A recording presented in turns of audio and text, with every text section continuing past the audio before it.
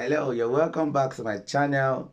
My name is Ephraim. I speak about career and personal finance, and this is the part 2 of the series that I started a while ago around work-life balance. And in the first part, I talked about how to have a work-life balance as a job seeker. It's not only people that are in career or people that are working that need a work-life balance. Because you're a human being and you face challenges, it's possible for you to need some balance with whatever you're doing at the time, with other things that you need to manage as part of your journey. So I talked about managing stress as a job seeker and some mental health tips that you can take along the way.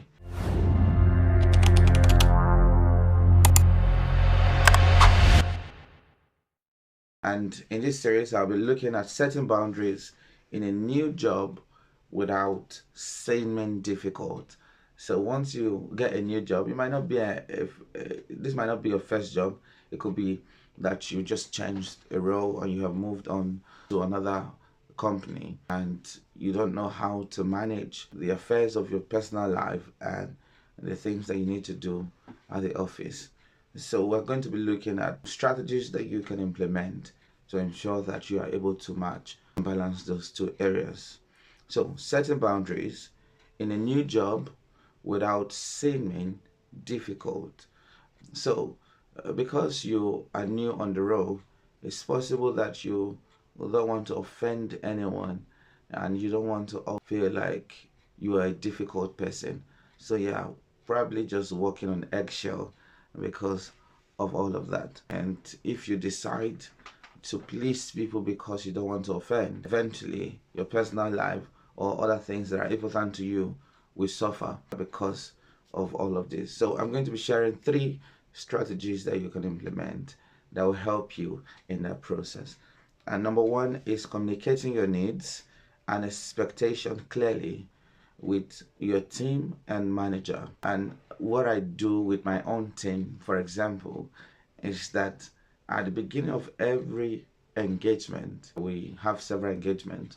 So at the beginning of every engagement, I ask people what their schedule is like. So if you have things that you need to do in the evenings, especially if the project we're on could take longer hours and work it into the late evenings and probably in nights, and we are able to know exactly what people's schedule are.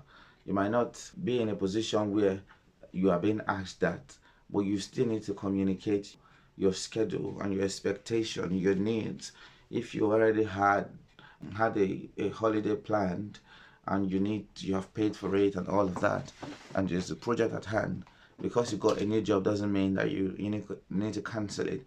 You must communicate to whoever you're working with that I had this arrangement before now and I need to attend to them. So communicate your expectation, ensure that you are clear and you inform them on time.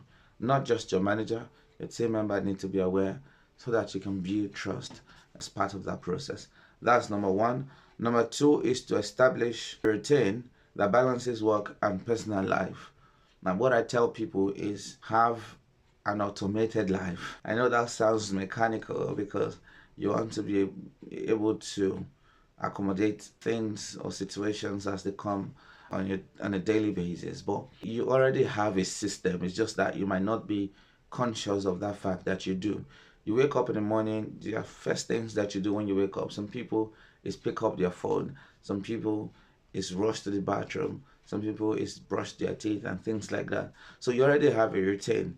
Well, if you already do, then what stops you from automating that process for the rest of the day?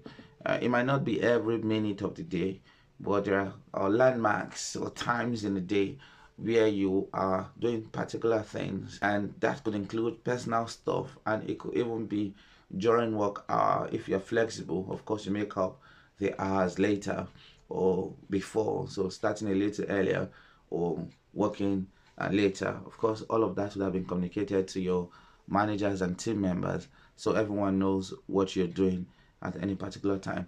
So establish routine that can accommodate your personal life and also your work life. that helps to balance things out. And the third one is learn to say no to non-essential tasks that may interfere with personal time. I know this can be a bit tricky because you're just starting a new job and you don't want to come across as someone that is not a team player when you start saying no for things that someone might have asked you to do. So what do you do with saying no? How do you say no? That's a very important question that you must ask yourself. There are things that are critical on your role and things that you must do. It might require extra time, but you must do those essential things. And there are other things that are not essential that can wait, or maybe a more junior person can pick those things up. You must be able to address those things and say no to them based on schedule. There are polite ways to say, of course, if someone wants you to do something that you don't have the time for and you think they're not essential, you just let them know, this is what I'm working on at the moment, but if you want me to look at this, I will have to drop this, and just put it forward to them. Of course, they'll be the judge on whether they want you to do that non-essential thing or to do this main thing. So you must be able to say no, and you need to be firm, and you also need to be polite so that you balance it. I'm sure you'll be able to find a safe landing, I would say, to ensure that you are not rude and you're not loose about how you say it, if I could use that word. I have shared 3 strategies that you can implement to ensure that you set boundaries in a new role, to ensure that you have a perfect, I would say, work-life balance. One of them I said is communicating your needs and expectation. So not just your manager, but your team members. And number 2 is establishing a routine that helps to accommodate your personal life and your professional life. Because you got a new job doesn't mean you neglect all the things that you have to do for yourself or the things, commitment that you've had before that job. And thirdly, learning how to say no. And I did share some tips that you can adopt to ensure that you communicate firmly and politely at the same time. I hope you found this useful. I have been talking about work-life balance for job seekers, for people that just started a new role. In part 3, I'll be speaking about work-life balance, tips for early career professionals. So if you're just starting out in your career and you're wondering, how do I have a perfect work-life balance? Watch out for part 3. Until next time, I hope you have a good time. Bye-bye now.